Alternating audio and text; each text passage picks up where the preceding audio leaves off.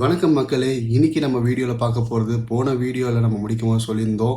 இந்த வாட்டி இந்த வீடியோல பார்க்க போறது பார்த்தீங்கன்னா, என்ன கிரைமோ அதுக்கான பனிஷ்மெண்ட்ட தான் பார்க்க போறோம். ஓகேங்களா. இன்னைக்கு இந்த பார்ட் 1 நம்ம பார்க்க போற கிரைம் நம்பர் 1 கிரைம் பார்த்தீங்கன்னா, ரேப் கேஸ்ங்களாங்க. ஸோ ரேப் கேஸ்ல மாட்ற கிரிமினல்ஸ்க்கு என்ன பனிஷ்மெண்ட் குடுக்கலான்றத இந்த வீடியோல பார்க்கலாம். நான் நெறைய பப்ளிக் இது பார்த்துருக்கேன். இப்போ ரேப் கேஸ்ல மாட்டுனவங்களுக்கு சுட்டு கொன்னுடணும்னு சொல்றாங்க. ஆனா சுட்டு கொன்னுட்டா போதுமா? அவன் உடனே செத்துருவானே! அவன் என்ன கஷ்டம் அனுபவிக்கணுன்றத நான் இந்த வீடியோவில் சொல்கிறேன். பெண்கள் மற்றும் குழந்தைகள் பாலியல் வன்கொடுமையில் ஈடுபடுற குற்றவாளிகளுக்கு என்ன தண்டனை இருக்கணும்னா, அவங்க கைது செய்த உடனே அவங்க கை கால்கள் இரண்டும் முறிக்கப்பட வேண்டும். அந்த மாவு கட்டு போடுறது, இந்த ட்ரீட்மெண்ட் பண்ணுறது இதெல்லாம் எதுவுமே இருக்கக்கூடாது. 6 நாள் அவங்கள ஜெயிலில் போட்டு அவங்க எவ்வளோ கஷ்டப்படுறாங்கன்றத வீடியோவில் டெலிகாஸ்ட் பண்ணணும். அந்த டெலிகாஸ்ட் பார்க்குற ஒருத்தனும் அந்த குற்றம் பண்ணக்கூடாதுன்ற தாட் இருக்கணும்.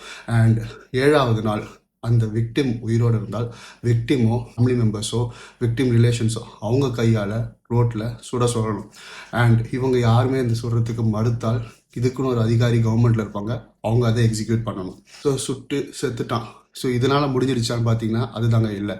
ஸோ இந்த குற்றவாளியோட குடும்பத்தாருங்களும் இதை அனுபவிக்கணும் தான் நான் நினைக்கிறேன். ஏன்னா அவங்களுக்கு என்ன பண்ணணும்னா, குடும்பத்தாரோட சொத்துக்கள் எல்லாத்தையும் பறிமுதல் பண்ணி விக்டிமோட வீட்டுக்கு கொடுக்கணும். அப்படி சொத்து ப்ராப்பர்ட்டி எதுவுமே இல்லைன்னா 50 லட்ச ரூபா ஃபைன் அது விக்டிம் வீட்டுக்கு கொடுக்கணும். 50 லட்ச ரூபா பண்ண முடியலன்னா குடும்பத்தார் அனைவரும் 3 வருஷம் ஜெயிலில் இருக்கணும். நான் இது 18 வயசு கீழே இருக்கவங்களை பற்றி சொல்லலை, மேலே இருக்கவங்க சொல்கிறேன். ஸோ இவங்களாம் ஜெயிலில் போடணும். ஸோ இந்த மாதிரி குற்றங்கள் பண்ணுறவங்களுக்கு யோசிச்சு பண்ணணும். இனிமேல் பாட்டினீங்கன்னா அவனை செத்திங்கடான்ற மாதிரி கவர்மெண்ட் ஒரு ஸ்ட்ரிக்டான ரூல் எடுத்துகிட்டு வரணும். ஸோ நான் ஃபைனலாக கன்க்ளூட் பண்ணுறது பார்த்தீங்கன்னா, இந்த மாதிரி வன்கொடுமையில் ஈடுபடுற குற்றவாளிகளுக்கு மரண தண்டனை தாங்க கொடுக்கணுன்றது எங்களோட ரெக்வஸ்ட். சொன்னது கரெக்டாக இருந்துச்சு. உங்களுக்கு பிடிச்சிருந்ததுன்னா ஷேர் பண்ணுங்கள், லைக் பண்ணுங்கள், அண்ட் கவர்மெண்ட் தெரியாத வரைக்கும் ஷேர் பண்ணுங்கள்.